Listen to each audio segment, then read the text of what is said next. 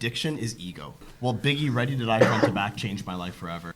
And between those few days and between those two interactions of her cooking for me and me cooking for her, we spoke like 5 million words without opening our mouth. And welcome back to another episode of Ellevan Wins Podcast. Sorry, I'm still learning. And welcome back to another episode of Ellevan Wins Podcast. I'm your host, Ellevan. My name's Winnie. And we are very excited today with the guest. We changed our intro recently, but I'm just so excited to talk about this guy.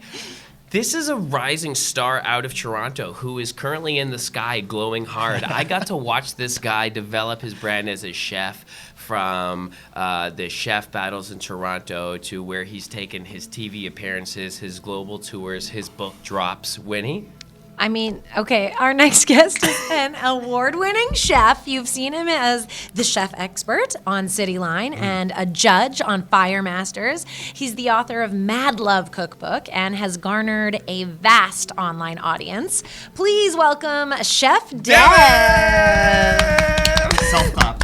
Yes. Yeah, good. I think people should always self-clap. Yeah. Big yourself up. You got to. Show that love. What's the other option? How are you, bro?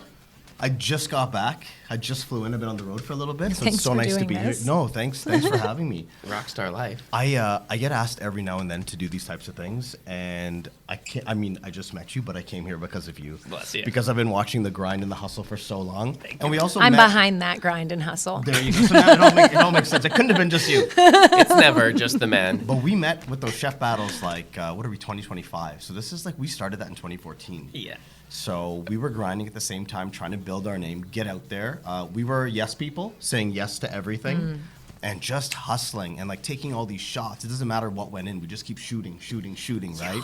And we're at a different place in our careers now. So when you reached out, I think my Belle told me, my assistant, and I was like, let's just do it. Let's go. I love that, bro. Appreciate you. Congrats on having an assistant. That's, Yeah. That's incredible. And and that's a beautiful reflection, and thank you for that love. I see that as well with you, and it's a special type of person that there's like a glitz and a glam to how things are going at times. There's highs that people see on social media, but to your point, we know where it comes from. We know a humble beginning, and we know the fact that you got to keep that grit internally. So I appreciate that you identify and you see the hustle and the grind because you've been on it too, bro.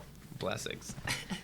Thank you. Now I know. Thanks, Now I know. Nick. Yeah, exactly. It was all me. Sure, that's true. No, it definitely wasn't. But yeah, tell me about this book that your recent Well, book. can we Or, sorry. start? Can we? I'm sorry. Go back a I little want bit. to start Yeah. now, but you're right. Let's start back. For the audience, I'd just love to know like a little bit of your history getting into cooking and chefing. Why that was something that you Sure. were attracted to, and then maybe we can go from there. Born into a Guyanese Canadian household. I'm 40 years old now, so born in 1984. And biggest inspirations growing up were grandmother, mother. So my grandmother, when I behaved bad or I had a PA day, I would go to her place in Richmond Hill. This is over 35 years ago. And I'd sit on her floor and she'd cook for me. And she'd make like old school Guyanese recipes. And my grandmother, even though she was removed from Guyana for so many years and living in Canada, she still had a very thick, raw accent. And she would cook traditional dishes like coconut choka or chicken curry or like gilbaka curry. And the reason why this is important and the reason why I start here is because when I'm cooking now and I'm looking for inspiration to write the cookbook and I'm trying to think like where my biggest inspirations come from, I go back to those days. Yeah. I didn't know the impact that those moments with my grandmother would be having with me. Yes. So now when I'm like digging deep for inspiration, that's where my daydreaming takes me. That's where my conceptualization and thought process goes.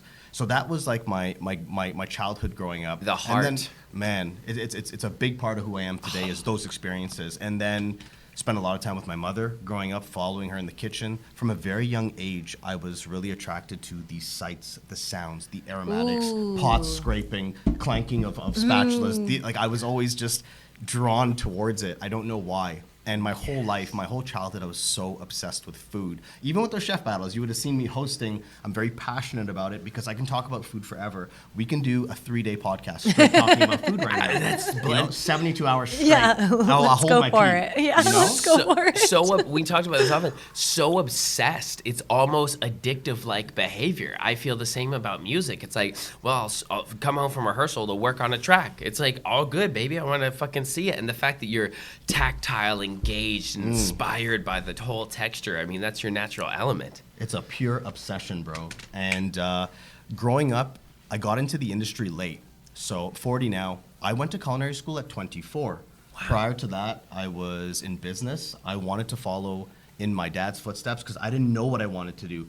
As obsessed with food as I was, I didn't know I could turn it into a career. Right. But my parents wanted me to go into medicine, engineering, law, which I thought was a Brown thing. But then I found out it's a world, it's a global thing. Everyone right? Like what parent doesn't want their kid to be a lawyer or a doctor? I could have sworn it was a Brown people thing. So, I went into business and stuff, and I was 18 at Laurier in my first year. Oh, wow. And after my first year, they kindly asked me not to return for my second year, So from there, I was bumming around Ryerson, continuing education and stuff like that. Did that feel heavy to you at the time? It was very relief? heavy. The story goes like this. I'm like 18 years old. I'm playing ball because every day after school, not every day after school. When I returned from Laurier in the summer, we played ball every day. That's what we did. Nice. And my brother came to pick me up from the basketball court, and he's like, get in the car. And I'm like, what are you talking about? Like, we're playing right now, He's like, get in the effing car, right? And I get in the car, and he tells me, you failed out, you flunked out. And my brother, he failed out of Western like 5 or 6 years before that. So this was like a repeat thing for my parents, and I think that's what was really difficult for them to take. At this point, my brother was killing it. He was slaying the game, and he was doing his thing. So he had more than course corrected from there. But to have the second, like the younger son, go through the same shit, my parents were like, they took it really harshly. So I was bumming around for a few years. Your kids are free thinkers. What are you going to do? That's it, man. But I finally got into culinary school at 24, and my life changed. Okay. I went from studying for like standard deviation and like balancing account sheets for accounting to like writing short essays on clarified butter and internal temperatures of meat and studying mother sauces and everything I was watching on YouTube and everything I was reading about and everything I was obsessing about, like the appropriate ingredients for a gremolata, whatever it might be, braising techniques, everything. That was now my life. And it was the first time in my life, this was in 2009, that I couldn't wait to go to bed, to wake up, to go to school. Go. I never felt that before. It was always dreadful. And then ever since then, that was 2009, I haven't looked back. You found a passion pocket, and you've never left it. That's part of it. And the reason why that's part of it is because we talked about like faking it till you make it before. I don't know what I've been doing the past 16 years, but I knew I needed to differentiate myself. I knew I needed to brand myself and stand out from the rest. And today, that is more important than ever. If you're in the social media game or the creation game and you're posting content, there are countless hours of content being posted every single second. If you don't stand out, then you're not going to get anywhere. So I don't know where that whole branding differentiation came from, but it was in me from the beginning. You understood. Well, I mean, you must have picked up a little something from Laurier, or you understood identity maybe because of your culture or background and the role you play in your social circles as well. That's often where I'm hip hop. I can be whatever color I like, but I'm hip hop. That's my religion. So sometimes your culture helps you form those strong, decisive decisions. But over time, you're right. Existing in a marketplace, someone who doesn't have an established brand can charge what, and someone who does can charge what? That's true. It's That's a very, natural very true. tendency to like, can I just hunt this much bigger buffalo? Yeah, basically. Right? But you've done tremendous with that. Like, it's also your personality, and congratulations on it. I think you have to be born with that fantastic smile. You know what I mean? These things help. When you're on City TV, you shine, but also you can bring it, right? Like, a rapper can dress cool, but does he have the bars? You got the bars. The way that you design the food on the plate, and you use often simple, bright ingredients, the way that you present it, it excites people. You bring joy to people's lives. These folks on their way to work at 7 a.m. or whatever, you're doing breakfast TV activities, like the way you're impacting lives. And then people go, you're giving them a little bit of power because they're going, I could do that tonight. That's right. I could chop up some chilies and impress my significant other. And that's what I love the most about what I'm doing is that I'm always trying to lead from an education standpoint, and you're teaching life skills. Yes, I do the Shelby's videos, and I do a lot of entertainment and skits and stuff like that, but still, that's bringing some type of joy. Yeah, absolutely. And then we were talking about it before. I'm now not transitioning because I've been doing it for a while, but I want to do more advocating for mental health. Yes. Being on my sobriety journey and stuff like that. So I'm weaving that in a lot more into the content. So this platform and community that I've built and I do my best to nurture, I want to lead by example and leverage it leverage this audience to do more good. And that's kind of where I'm at today. And because you align deeper with a message, because naturally as humans, we don't want to see suffering. So we want to like share those gems, and that's what you're doing. And so you can go into this as much or as little as you like, but like that transition into sobriety, like, you know, we don't have to glorify the low points if you don't want, but was there a certain day that you woke up and you're like, hey, I got to switch this up? Or, you know, how was that? Because a lot of people struggle with that process. And I think by you saying wanting to be and I said this off camera, but wanting to be a mental health advocate, you are just by existing with the choices you've made. And that's inspiring. But yeah, tell me about that, because that can be a tough one. You know? So the Coles notes of it is like, I smoked my first joint at like 12 or 13 years old. Went to my first rave at like 13, 14 years old, Whoa. right? Don't need to tell you what went on there. You got into it. I got into it. But the thing was, though, I was in a very vulnerable stage, you know, emotional intelligence super low, disconnected from my father most of my life, you know, especially when I was younger. And we are genetically hardwired, you know, biologically hardwired to receive love from both of our parents, kind of thing, right? And I thought getting it from my mom is so compassionate, so kind, so generous, so caring. I thought that I was getting everything that I needed. But, you know, taking that first pull on that joint and, or whatever it was, let's say the first time I altered my state of consciousness via substance. There you go. Well right? said. Okay, the first time that happened, it was like this warm blanket, warm hug, maybe hug from my dad that I wasn't getting. And all these insecurities and fears that I had growing up, they were, you know, alleviated for that time being. But this created a pretty deadly path for me. And, it was a gateway into other things, so I started using a lot more and this and that and blah, blah, blah. And I don't need to get into the lows of it, like you said. There's no need to come on here and trade war stories or share war stories. But it went on, like, it was like 24 years of this, bro. So I got fully clean and sober at 37, I guess. Woo! Yeah, so it was a long time. But ultimately, I was sick and tired of being sick and tired. Okay. Yeah, that's really what it was, man. So I knew 12 steps existed. Okay. I went to rehab in 2014, and then I went back again in 2021.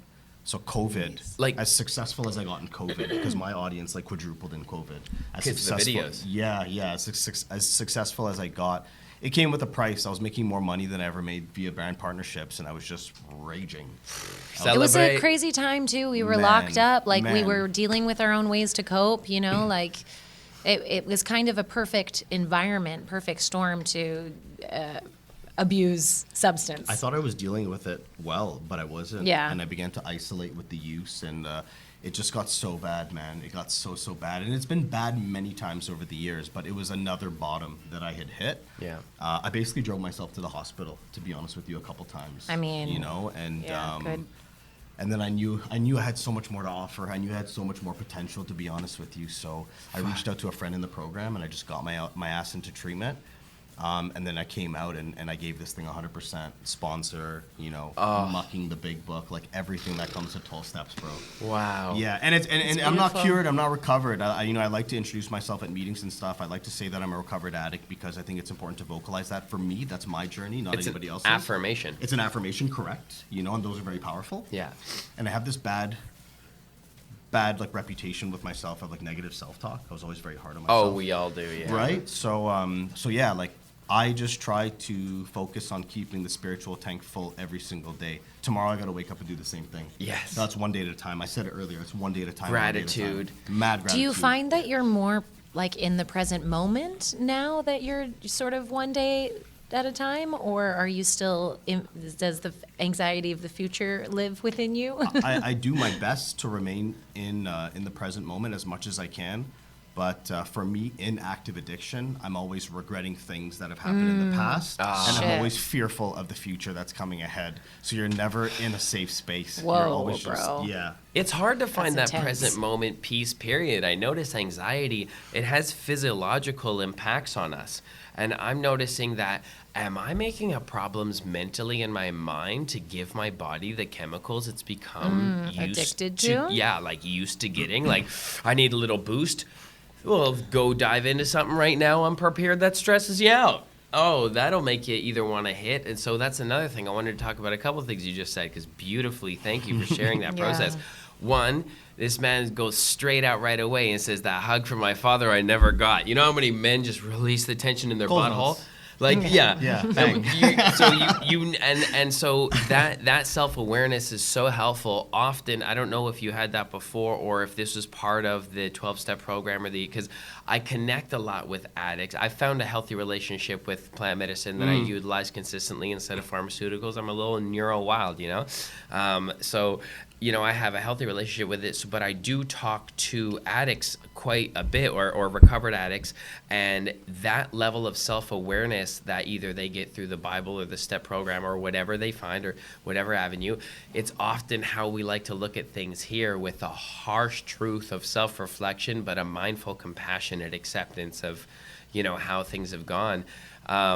You know, you must have had a huge period of reflection, and know that, like, by even building your brand and being a rock star, we naturally go towards those substance altered states you said. I love that, because it's similar to that rush of what you get when you're on stage in front of people, or your Instagram's blowing up, or you're doing really well. Like, your body gives you chemicals, just like those stress chemicals. You're like psyched, and like, or, you know, we're always searching for something, I feel, you know, you're like, always, we need to get to the next thing, you know? So, like, how are you managing that now that you aren't turning to substance, like that excitement, rather? Because that would be hard for me. It's a one day at a time thing. I need to mention something very quickly. Like, addiction is ego. And my ego, especially back then, like hosting, like, I'm just talking through our experience, how we met, hosting chef battles, you're doing your thing, just being in that space together, right? Yeah. It's all ego. So the number one thing I had to do was ego deflation. The world. The humans love it, though. They love it, man. Well, you need to, not you. Like, I always have to speak for myself.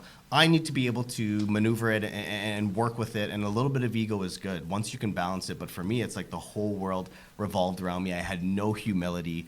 Everything was about Devan. And it ties into addiction, because it's like, I don't like the way that I feel right now. I need to change it. And I don't actually fucking care. Can I swear? Please. I actually don't fucking care if I hurt you in the process. And unfortunately, I'm hurting the people that are closest to me, like my mother, my father, my best friend, my girlfriend, etc. Yeah. It's the worst, right? Yeah. But in active addiction, the fog and the clarity is, the fog is there and the clarity is not there. So I had to deflate the ego. Being able to, like, vocalize how I feel and speak about it so openly comes via 12 steps. It comes via going to meetings, working with a sponsor, being in the fellowship, having these conversations, listening to other people share, and building it into my life. Also important I mention, like, I can come on here and talk all I want, but if I go out there and I'm not walking in these steps, then I'm a POS. Right? Cheers to that. Right? Yep. So and not to anybody else but myself, you know? So it's really important that, like, I'm really living through these words and, like, acting them out. And I hope that that's, you know, something that people out there can notice in the content that I put out, in the stories, in the way that I carry myself, etc. Being authentic, and also self-accountability. Damn, Critical. that's sexy. That's what you gotta fucking do, man. You gotta check yourself before you riggedy yourself. bracket. So I wanted to go back on something that you had mentioned about creating content, and, like, you have to have a unique spin or perspective to be able to stand out. And I completely agree.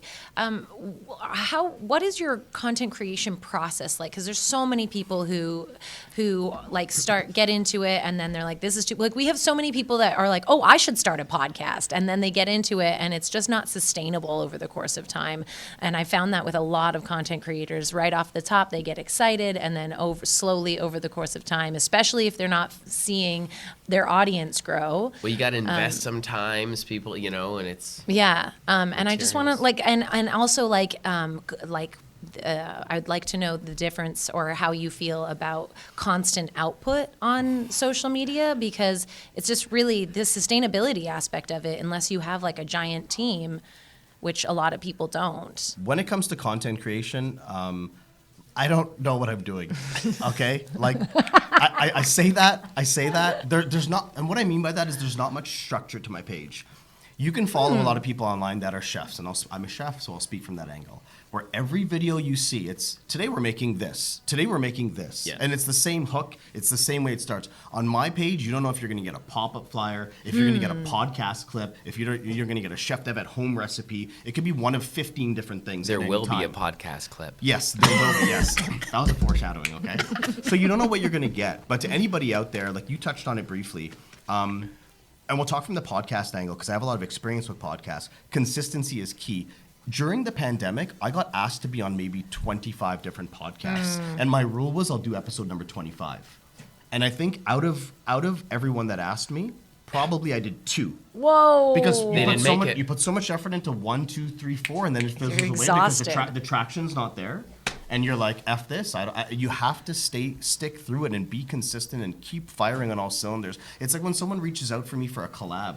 And I saw their, like, what are we now? Can I say the date? Yeah. Yeah, so we're like March 6th today. Okay. And like Mandem are asking me for a collab. Last post, like December 23rd. Oh. Are you joking me right now? You must be kidding me. I can't Right. help you. You're too far down the well. You know what I mean? So like I need to see that hustle, and I don't care how many followers you have, but if you're hammering, responding to all comments, nurturing the community, posting, resharing Okay. in your field, commenting on other people's things, these are the things that we want to see, but consistency is critical. I was traveling for 4 months in 2019. I was cooking in Turks and Caicos all December. I was cooking in India, cooking in Yes. Pakistan, cooking at Borough Market in London. I flew back March 15th, 2020, because my mom's like, get your ass home, they're closing the borders, okay? I flew in March 15th with crazy food poisoning. I emerged on March 20th and filmed that first Chef Dev at home recipe. I didn't know what it was. Let's I would go. lean forward to the camera. My dad had a camera tripod. I put my iPhone on it with a blue rubber band around it. I'd lean forward, press record, and I'll be like, welcome to Chef Dev at home. Today we're making bolognese, whatever.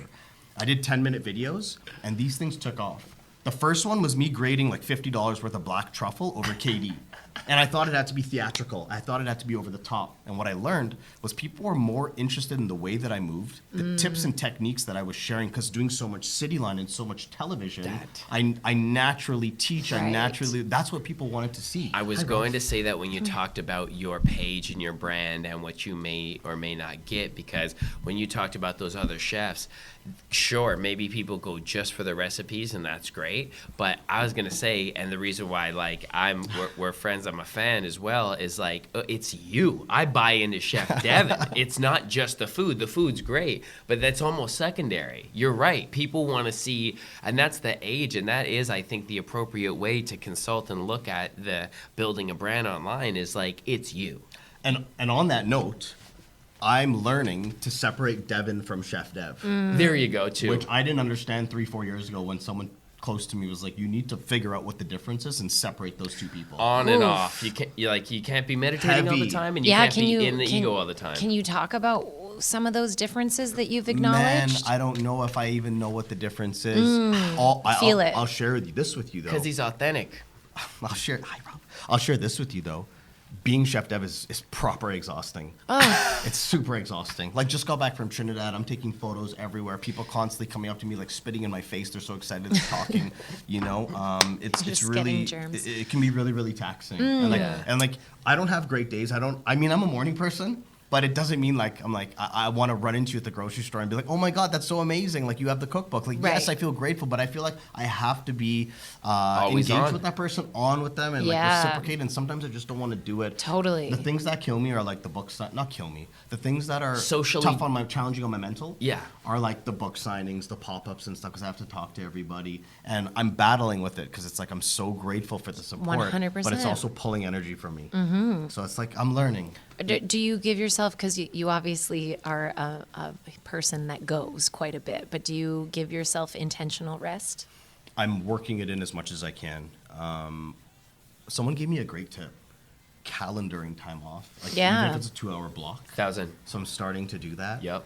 And my EA Belle, she's like, I'm gonna have to have another word with her just to like get her to make me take that rest. Schedule. It's hard because I want to execute on all cylinders. Are you Totally. meditating in the morning? Bro, I'm not meditating. I should be meditating more. I do gonna- mindfulness practices. I'm gonna text you every morning. Yeah.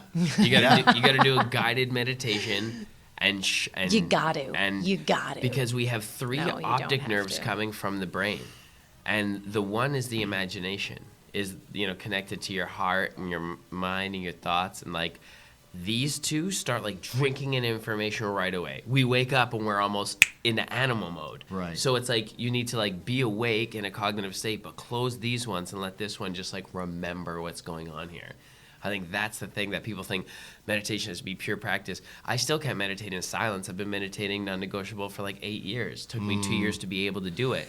And it's just like you have to let your central nervous system calm down, because I feel you. You got that same passion. I just want to get at it, like just start hunting. And that's what made through the natural process of elimination to be a human today, you have to have that hunter instinct. Yeah. But that shutdown, and kudos to you, you'll continue to work that into your life and take those moments. But yeah, we preach meditation. Like the only thing we preach is meditation. My sponsor runs at 8:30 a.m. meditation every single day. Shit. I've done it a few times, but like that's what needs to be done. That's what needs to be done. Yeah, it's 8:30 to 9. Shout out your 8:30 sponsor. to 9. Half an hour is a long time to start, like... There's other things involved, like that's people good. introducing themselves, people talking about how they feel, etc. But I think the meditation portion is much shorter. Okay, Like that's 10. good, But because it- that's a lot to but it- ask of people. It is.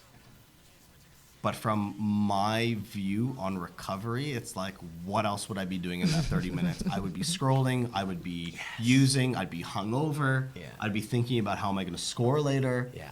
I'd be thinking negative 100%. thoughts. So it's like I can take that 30 to contribute to that fellowship and be a part of it and like nurture that community, and Oh, you've broken through serving yourself through serving others. doing for others is everything Well, that's it. Everything. Brings you up. It raises your vibration. without praise and recognition. You see this here? This is Sanskrit. This is seva. So it's selfless service without praise and recognition. I've always been a Love. kind, generous person, but I wanted you to be like, thank you. Yeah. Yeah, I totally. wanted you to talk about it and tell other people Yeah. that I gifted you that. I'm a good person. See me. Yeah. So they say give with the right hand so anonymously that the left hand doesn't even know. Oh, Fire. Let it go. Bless, Yeah. bless, and move on. That's it, man. We remember we're all the same consciousness, and you're giving to this good experience. So therefore, I'm embracing the whole experience. So I completely agree with you. Where I'm at with that is like, I'll do something good and I won't tell anyone about it, and I'll be like, yeah, I'm good. I'll be like, because I didn't say anything. So I haven't Yeah. quite broken through to the actual, The awareness is there. yeah. But the You know? ego, that's true. But like, It's all ego. But you also said that the ego had to die, but also from when we first met to when you're saying like you had to kick that, kind of in 21, I also see a success generating underneath. Like I know it doesn't feel the same. It actually hurts the person going through it the most, I think, when you're operating with like not enoughness or ego or just like steamrolling other people because we have the energy to do so. It's like, as much as you say like fuck ego, I also see it helping sometimes in those periods. It can. Because you want to be seen, so you speak up for yourself at least, and maybe you're speaking up in a really harsh way, but at least you're not like sleeping on yourself, So it's like also for those, and myself, if you ever lose vision at times, it's like condemning the ego is also sometimes can cause a guilt spiral too, right? Because it's like it does serve you, but you have to absolutely keep it in check. Lead with humility. Yeah, for Yeah, yourself so as one well. of my favorite quotes of all time, like a monster quote, is true humility is not thinking less of yourself, it's thinking of yourself less. Mammoth. Can you say that one more time? Yeah, true humility is not thinking less of yourself, it's thinking of yourself less. Ooh. Heavy. So you're right. It's not about me. It's Not about me, no. That's Well, it is and it isn't. I mean, in early recovery, and there are times in life where being selfish is really important. totally. But navigating through that as the days go by and learning and I need to get out of myself. Yes. Sometimes I'm all up in my head. So what better way than to do for others? And then, so when you create something like a book, or it sounds like content, you're kind of just being yourself and using like what's there.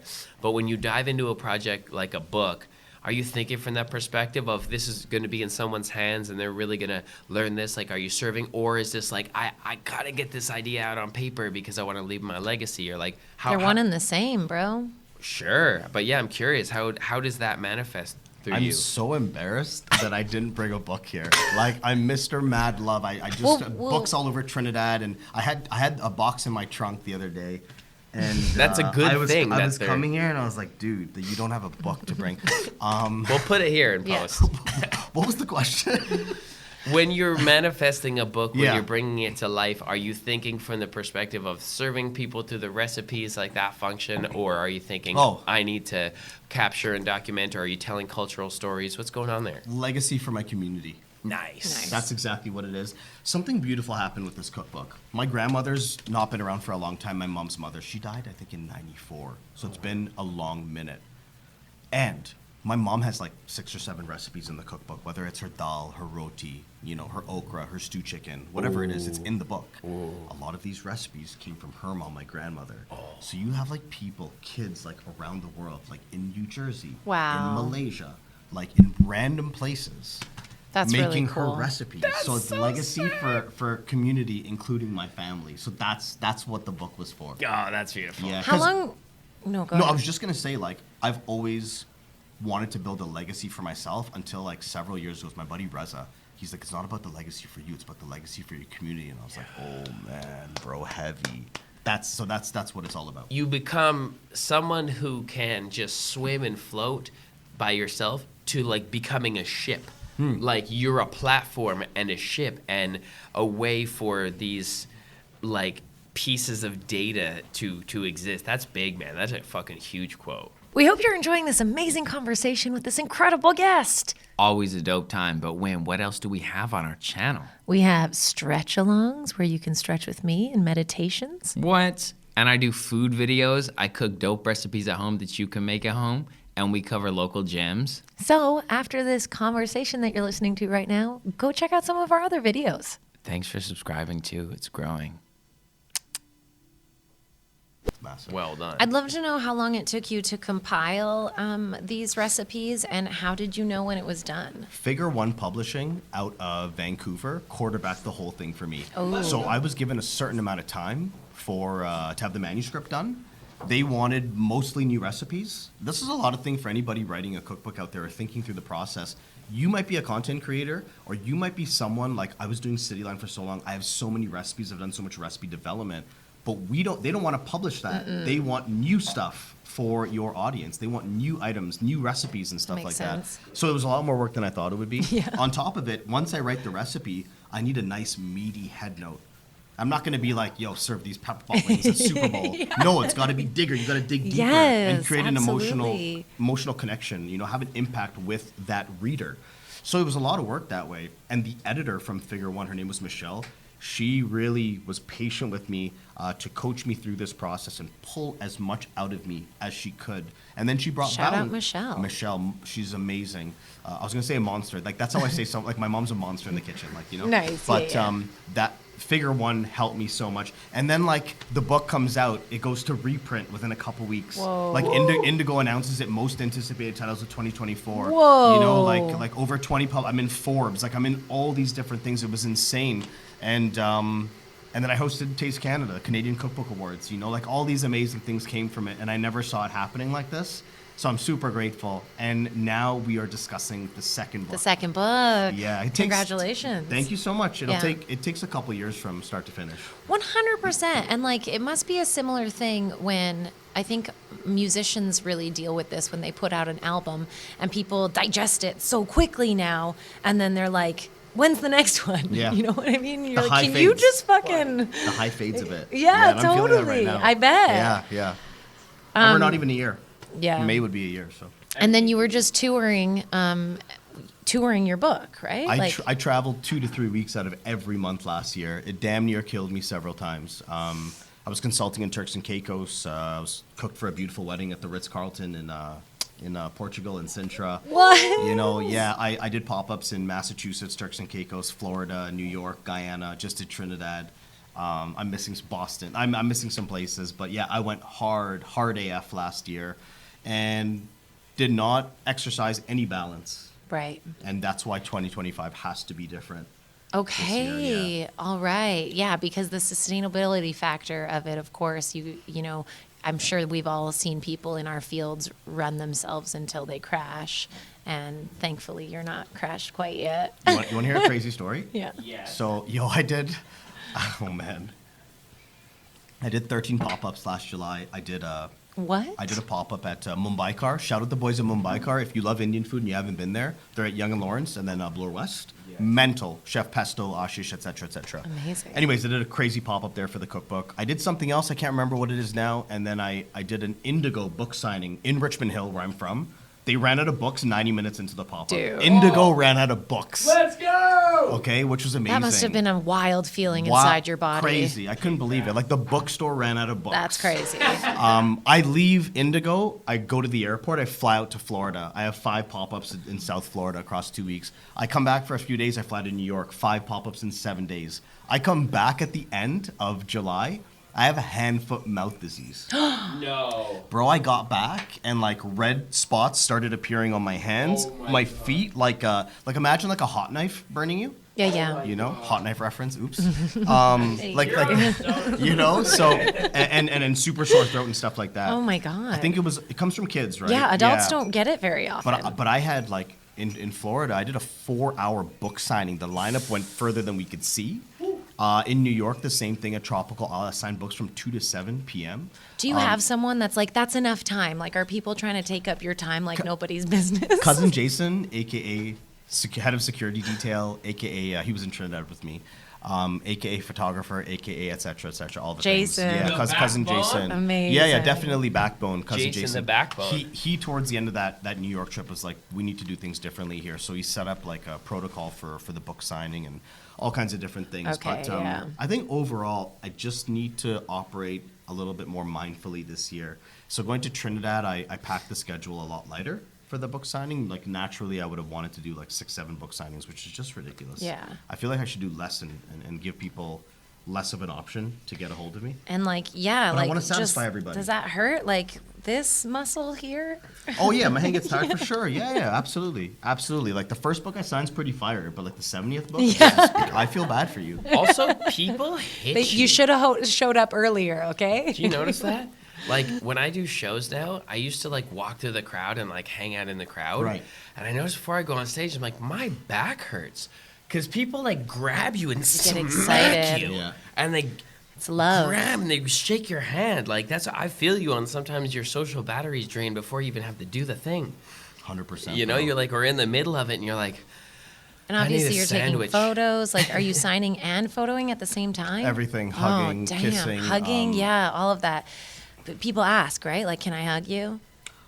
Sometimes they don't. Sometimes for, they don't. for men, it's different. No, I know the They double. just No, grab but the you by double the dick. standard. You're right. Though. We should talk about that double standard more often because it's wild how many. I work at a yoga studio, and we got a review recently about one of our male yoga teachers, and she was going off about how sexy he was and like all of this stuff, and I was like, if that was a man reviewer on one of our female yoga teachers, this would not be okay. Right. Yeah. It's very interesting. We have the TO Food and Drink show that I was telling you about. Yes. That's like the biggest thing. That's exciting. But that's like I'll be there from noon, going from noon to 8 p.m. Doing the books and then jumping on stage. So like that's a day where I really need to look after myself. Yeah, that's what I was Like going to block off ask. Sunday. How are you Yeah. taking care of yourself during? Like, are you juicing? What, are you brothing? What's going on? During, Yeah. I think good nutrition, Okay. doing a meditation practice with you in the morning, and then blocking off Sunday. Yeah. I would normally want to. I mean, I train Sunday morning. I'm training as much as I can these days, but a gym. At the gym. Yeah, I'll train Sunday morning, but try to keep Sunday as light as possible. Mm-hmm. Restaurants Canada is around there too, and I'm hosting the Garland competition again. So that Nice. last year I did TO Food and Drink Fest. Prepped like Tuesday to Friday. Friday was media night. Friday, Saturday, Sunday. Monday RC. Tuesday Fever. That was last year. This is April. Like leading it. Like it's too much. Too much. It's close, you know. So I can't do that anymore. It's Yeah. like this ebb and flow of life. You know, you gotta find ways to embrace those down moments as well. This is why Ralphie is also very helpful. I love dogs. I have Yeah. a thing with animals. Do you have a dog? Yeah. No, I would see the dog 2 days out of the month. Yeah, Yeah. but they attract you on the way. Yeah, it's like I want a kid, but I need someone to look after the kid 3.5 weeks out of the month. Yeah, yeah. know? Yo, Bella. Yeah, that's amazing. Wow, blessings. So you have this Toronto food and drink show. TO Food and Drink Show. Yeah, you're coming. Yeah, I'm coming. Yeah, That's gonna be sick. I'll get you a ticket. Bless, Get you thank you. tickets. Thank you. Yeah. We're And- gone for a big chunk of April, so it depends. Where are you guys going? We're doing a little West Coast, Vancouver or Alberta, Vancouver, BC, little West I was Coast tour. just shredding Whistler. Yeah. Weeks ago, shredding. Going down Black Moguls is so icy. Are you was snowboarding or it? skiing? I brought my boots. Sick. Yeah. I lugged my skis to Whistler like 15 years ago and never do it again. Just sitting next to Bro, you. suitcase, backpack, and skis is the worst. Whoa, Ralph. You do have a thing with it. He took his shot and got on Yeah. Chef Dev. Ralphie, that's so cute. I love this. Yeah, you do. So are you co-producing that event, or are you just... Food and drink show? Yeah. No, nothing to do with that. no, but you're like the... They'll have a bunch of chefs. McEwen did it last year. Romaine Averill, like tons of chefs. Yeah. Tons of chefs are going to be there. Do you see yourself... just because like in the cannabis industry, me and Winnie, our experience has been like, oh yeah, like let's kind of like produce our own event, or we do so many events to kind of get opinion. But yeah, you don't see yourself. It's a lot. It's a lot. Where would you find the time? It just gives me anxiety thinking about something of that magnitude. Yeah. What about your own restaurant? Even worse. Okay, cool. You want to talk about it? Yeah. Yeah. Every day I get asked, Devan, where's your restaurant? Or why haven't you opened a restaurant? I ran Lock and Key. I feel like you might have came in 2018. I was running that for a bit. I was an owner. remember that. After 8 months, I got out of there. I gave back the ownership. I walked away. Was that on Young? It was Queens Key in Spadina. Oh, Pretty cool no, location. Very interesting location. I live a life now where every day is different. I'm with you guys now here. I have meetings after. You're a I got to creator. shoot content tomorrow. I got to do this consulting thing here. I fly back out to Halifax soon. Every day is different, and I love what I do, right?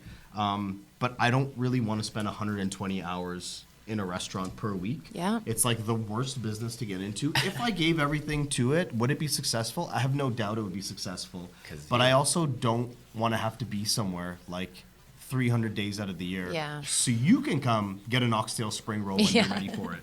You know what I mean? And I think I've become a little bit more aggressive, which I should be more compassionate to people. But with your time? I think I get asked the question so much that it gets frustrating to me. It's like people out there, they don't understand the amount of effort that it takes to operate a restaurant. I have close friends in the restaurant industry who like put their hand on my shoulder and they're like, Devan, promise me you'll never open a restaurant. Yeah. Promise me you'll never do this. But you don't get it out there. You don't get that 80% of restaurants fail. I mean, don't fact check me on that. They say 60 No, to it's 70%. they don't last 5 years or something like Bro, so. Like yeah. Yeah, and like it's just you want to pull your hair out. So I have the utmost respect, and like I come from this community where like Respect. half my people own restaurants. Yeah. And the know? chef community is great people, but like yeah, we Do you enjoy dining out? It's my life. I know, is yeah. dining out. I was Yeah. at the Annette best. Food Market yesterday, Junction area. It was Okay. pretty fire. Yeah. Really cute mom and pop spot. Eating out's probably my favorite thing to do with good company. I think that's Yes. really, really important. I was gonna say something else about the restaurant thing, but it'll come to me in a second. yeah, humans are like we made it when we can sit down. It's the top of the animal kingdom. Right. Sit down comfortably, enjoy conversation, have good food. That's like super special. I feel you on the restaurant. It's quite the hustle, but you fill that need a little bit with your pop-ups and stuff. You had a Burger Drops pop-up. You were saying. My buddy Josh Elkin in LA has managed to like do this too. He has the big hack right now at like a hot dog house, Yeah. and I'm so inspired to see you guys build your brand past kitchen Yeah. jail. Because that's what I as well, like, I fuck around with food as a secondary. We have some videos out now on this channel as a secondary. So I as well resonate with you as like, I can't like go in one fucking building forever. Yeah. Like to do that. I Like agree. I don't want to be signed to a label. I don't want to do things in a marketing way that way. It's like I couldn't be bound to one space. But you have taken it to a place where you can collaborate and execute and do pop-ups and move on. So it's like you're still touching that retail brick and mortar experience when it works for you. And I love it. I'm glad you brought that up. And I also remember what I was going to say. What I was going to say that growing up as a kid, opening a restaurant wasn't my dream. Okay. A lot of my close friends who operate restaurants, that was always what they wanted to do. And if that's what you want to do, then go do it. But it's not my story today. Maybe in the future, I don't know, but not today. Regarding the pop-ups, I've done pop-ups in Lahore, Pakistan twice now. I did an 18-day pop-up the last What? time. I've popped An up 18-day? 18 days. That's a 3-week residency, my guy. My friends opened up in Lahore, in Gulberg. I was there in 2020. you know, before Chef Def at Home, I told you that story. But this last time they opened a hotel, and on the 6th floor of that hotel, the Fred Hotel, they opened the observatory, so they opened it with my menu. It was, and actually very interesting. The cookbook's called Mad Love, like this is Mad Love merch and all that, but they called it the Mad Love pop-up, which is one of the reasons why, like, Mad Love was the name of the cookbook. Like, they built equity into my brand name. I didn't tell them to do. They made buttons and menus, and they created a logo for Mad Love. Because they saw me saying Mad Love everywhere and having merch and stuff like that. So that was a really important part of the story. Big move. Yeah, Thank you. And also, you get, because people see your natural thing, and then it's helpful to have the outside perspective, snapshot it, and help brand it. That's it. Last week, 2 weeks ago, I was in Trinidad. So 3 weeks ago, I got off the plane in Victoria, Porter Airlines collaboration. They collaborated with me for my BC leg of the tour. I got off the plane and went to Kinu in Victoria. They prepared 12 or 13 dishes from the cookbook, full restaurant. Damn. So yeah, New York, Florida pop-ups, like, I mean, Glasgow, like all over. So yeah, I love being able to show up and like bring so much energy and vibes, but I don't want to be in the same bricks and mortar, like all you was the just time. saying, right? Yeah, totally. Well, I mean, I could even see like if we had a space, like even a studio like here, like when we do our Paradox Live, we're having, you know, Chef Pat. I really like that guy. He's a sweetheart. Newton. We did a good dude. we did a can of cover collab. So for the Paradox Will Live, waffle. he did the waffle thing. We did a pasta collab for that one. He did fucking cannelloni, and I did the fettuccine. But yeah, he's gonna whip here. I was gonna say, like, through events or a venue, you bring, or a chef, someone that comes in, it brings such a breath of fresh air of the new style. I love that you say, like, in Victoria they implemented your menu. Yeah. It's a campaign run, and it brings fresh energy there. So it serves, and they both serve each other. It's like someone gotta hold it down, you know, and be That's that. it. And then when you come in and execute, it brings new eyes on their establishment, and like that's just a valuable collab, and so much magic will come out of that. Yeah, and prior to doing the collabs abroad, I've done so many things in Toronto, so many that I can't even remember. Whether it's Big Trouble Pizza or Burger Drops or like bro, like I can't. We just keep seeing your name. Like it's like I knew you, I met you, and then it's just like, oh there he is, oh now he's okay, cool. And this goes back to the differentiation and stuff like that and standing out. One person told me, like an amazing chef in the city, he told me this like 5 years ago. I won't say who or what, but he's like, looking at your content, and this is prior to like the big Instagram boom, this is pre-COVID. He's like, looking at you go makes me dizzy. You know, like I get, and this is a guy that I look up to and respect. And he's like, I get dizzy watching everything that you're doing. And further to what you're saying, because you just made me think of it, is like for a long time I wanted, like, everywhere you look, you see Chef Dev pop up. Whether it's on television or flipping through a magazine or scrolling through something or like rolling up to your favorite restaurant, like you just see Dev popping up. Yeah. And that's the hustle and the grind, and I can't teach anybody to do that. That's right, baby. I can't. Right? I can get you. I feel the same about being a rapper. I can get you in the cypher, but it's your bars that got to make you stick out.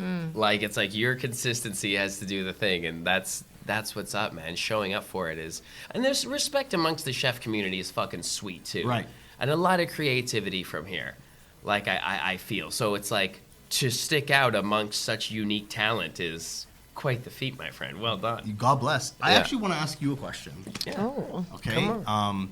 So I consider myself a student of hip hop, obsessed. Like, I'm a metaphor, wordplay. I'm a big gun bar guy too. Like, I grew up on cannabis, Big L, etc., etc. But I'm curious to know benefit, etc. I'm curious to know. When I was 12, I went to have snuffing Jesus. So when I want to know your top three. Okay.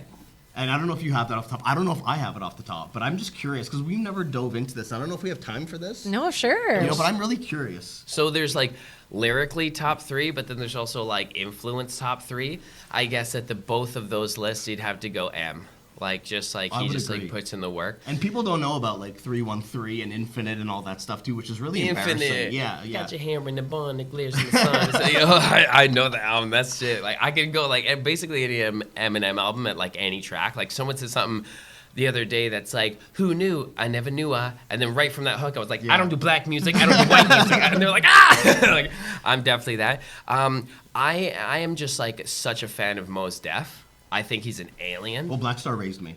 Okay, so, you know. Light raised me. Discipline, you know, like 1,000%. Mos Def, top three. And I guess like an impact in my heart, like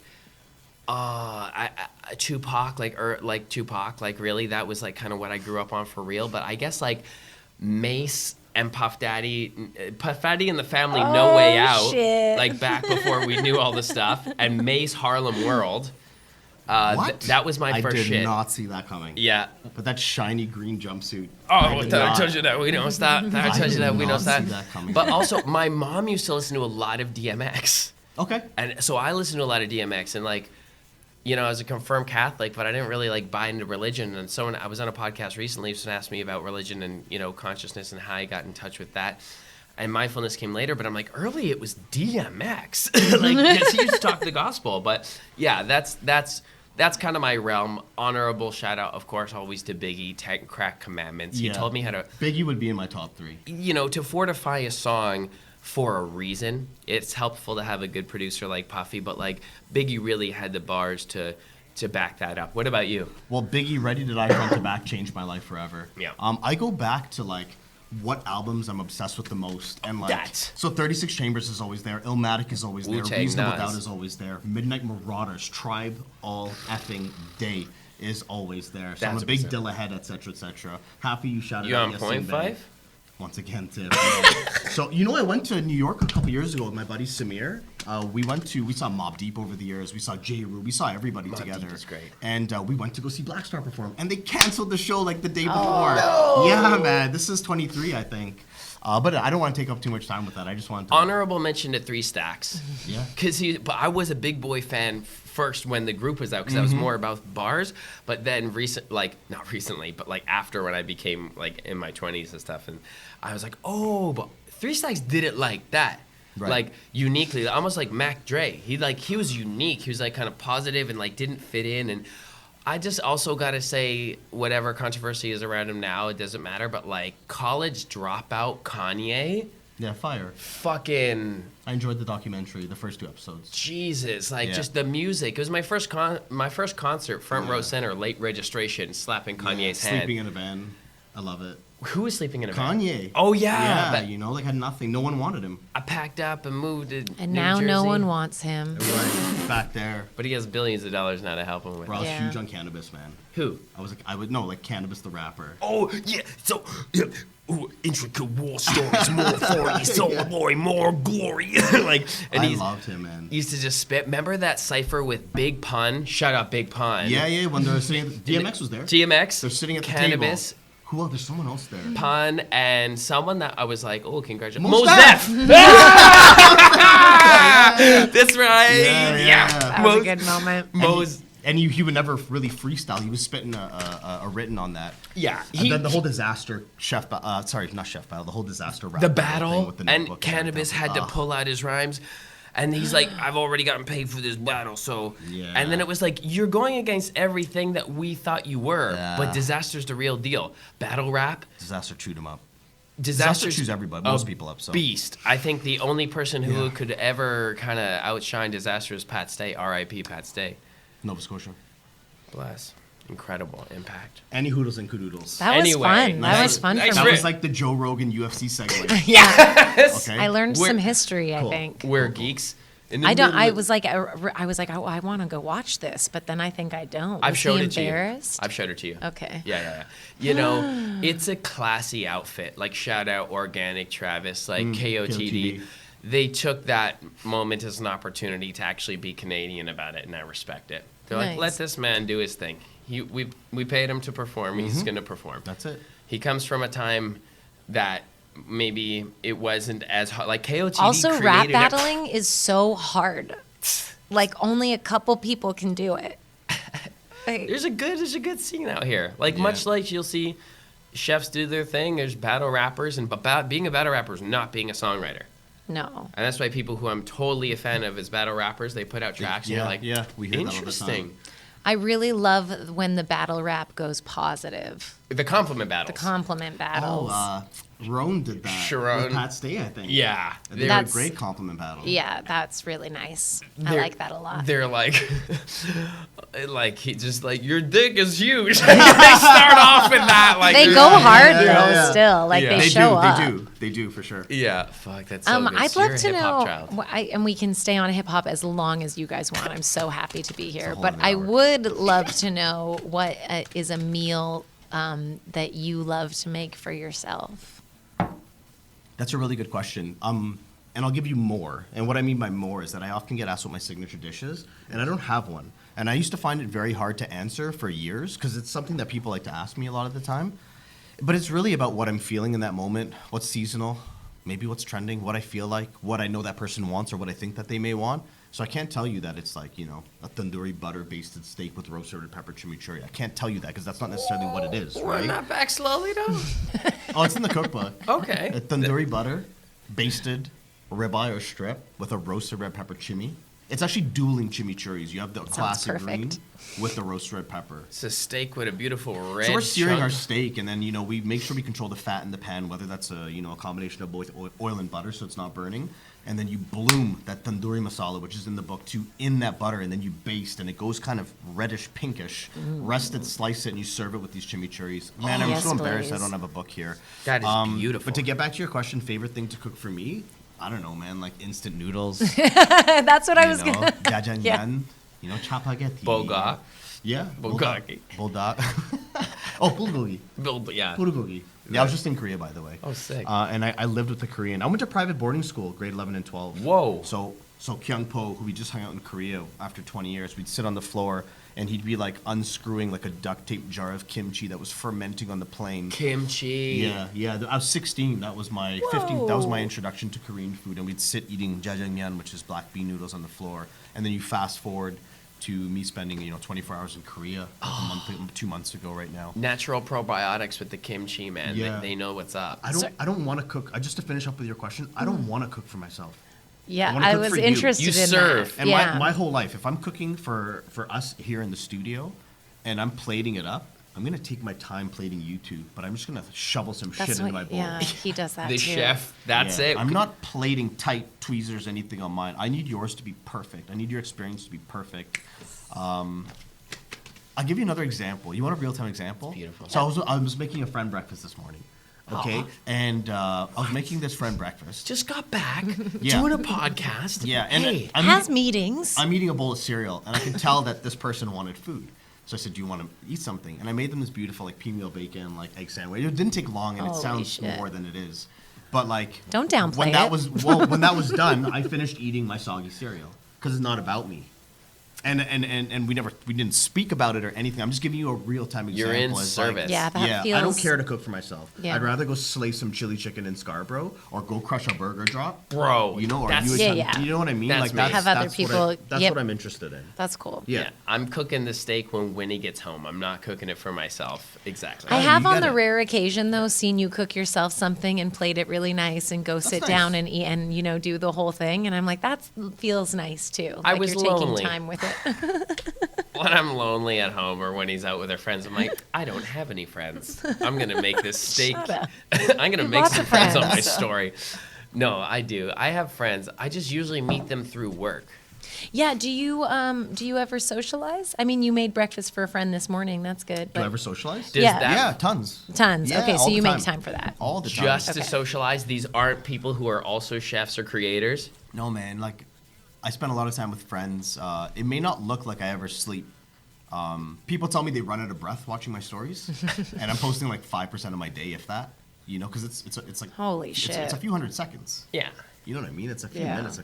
So that's not obviously my whole day. Yeah. But Takes, yeah, it takes a while though to shoot some content. Well, I'm talking stories. Stories, Instagram okay. stories, but you're Yeah. not wrong. It can take a whole day to put a video Yeah, yeah. together, or it could be one shot, 45 seconds. So But you Yeah. bring us along.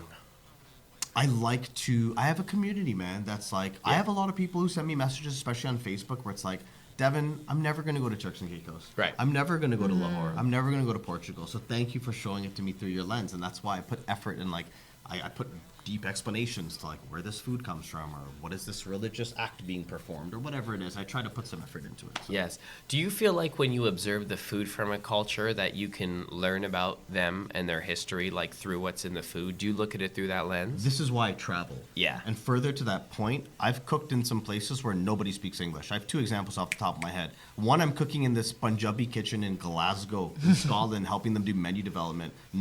Barely anybody in that kitchen spoke English. They spoke hardcore Punjabi, right? And Glasgow to boot. Well, Glasgow to boot, I mean, it's curry capital of the UK, right? So, like, Indian food there is mental. But I'm just saying, I can barely understand people speaking English from Glasgow. yeah, it's intense. Great time. It's like, it's really, really heavy over there. That was pretty good. Yeah, I do accents, but we're not going to get into that.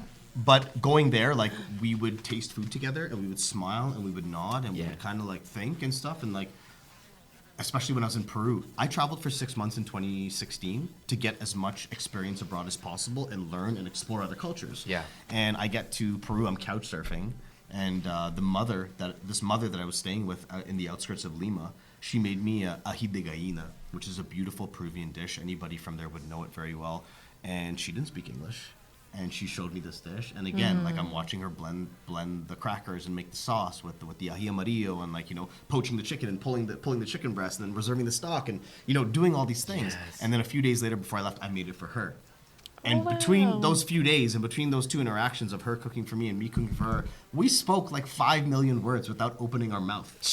You know what I'm saying? Thank so you. Food is a beautiful vehicle of communication in those moments. It is. Wow. Oh, Yeah. that's special.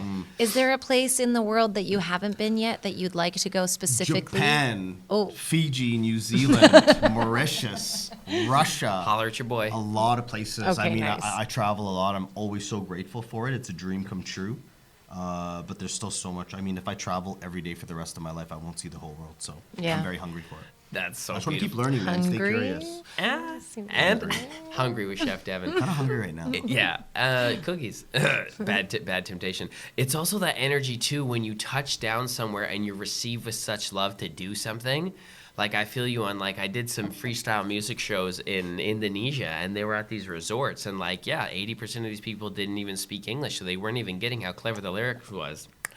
But like they could feel that I was having fun with the band, and they can feel it. And you're right, it's a peripheral language, and it doesn't require that, and it reminds you of something larger that's going on here. And then food, when you can enjoy it both together, man, that's so impactful. But when people anticipate your presence and then you're there, you're getting a side of life that's like a luxury too. Watching you in your element from back then to now, it's like when I'm watching you do your thing, I can't picture you doing anything else. Bless No, you. He can't. It's mucha pasión, right? It's like so into it, like born to be scenario, Thank you. right? And you look like you're having the time of your life, and you can't fake that. It's only coming from a very genuine, authentic place. So like, I guess now that I've vocalized that and I'm visualizing it in my head, it kind of reminds me of myself, like That's when what's- I'm doing what I do. You're in flow. Yeah. You're in flow. the So zone. you're connected with something that I think is like information almost comes through. Like you receive ideas or like Yeah. put some chilies in it. I don't know. There's some shit like that comes through. Yeah, tap into it. Very interesting. Now Now I know where the support comes from. yeah, exactly. It's me. I'm the backbone. Yeah. Yeah. When he grounds me. When he's like, "Hey, do you remember reality?" Like Yeah. so I'm I need that. kind of up there. I keep him. I have to do his schedule. How about that? I keep him in the third dimension. We got here today as much as like I'm pretty excited in my Honestly, heart to hang and chat with you. today was like the most up you've ever gotten. You're like, excited to see this it is guy. Yeah. hard for me to get him here on time, and he was like, we were early, Yeah. even, which is And I wouldn't be late. So thank you. so. Thank you. Bless you. Yeah, thank you. I feel like that's a pretty beautiful Yeah, spot this was to a really Yeah. lovely leave conversation. How long was that? Just over an hour, I think, Beautiful. or about an hour. like 10 minutes. It Yeah. felt like 5. Yeah, yeah. Bless you, brother. Thank you for sharing your light with us and your insights. And I'm so excited to see where you continue to take it. Would love to do an update episode in time. This was just beautiful to connect. I just love the light that you're spreading. Any final words to leave our guests with before we wrap her up? Lead with kindness. Please lead with kindness. Thank you for the opportunity. I mean, as soon as I found out, I said, let's book it in. Let's make it happen. Yes, bro. I'm very grateful for you allowing me to come in here and share my story And I would love to do an update episode. And yeah, anybody watching, like, comment, share, subscribe, Yeah. do all the good stuff. Yeah, and follow Chef we'll Devan. link everything of Chef Dev's below. Get his book, cook a recipe, share it on your story, tag him. You don't have to, but it would be appreciated. It's an absolute necessity. Yes, absolutely. It is now a contract of binding if you made it this far. Yeah. Bless you, bro. Thank Thank you you. so much. Mad love. Thank you. Mad love. Peace.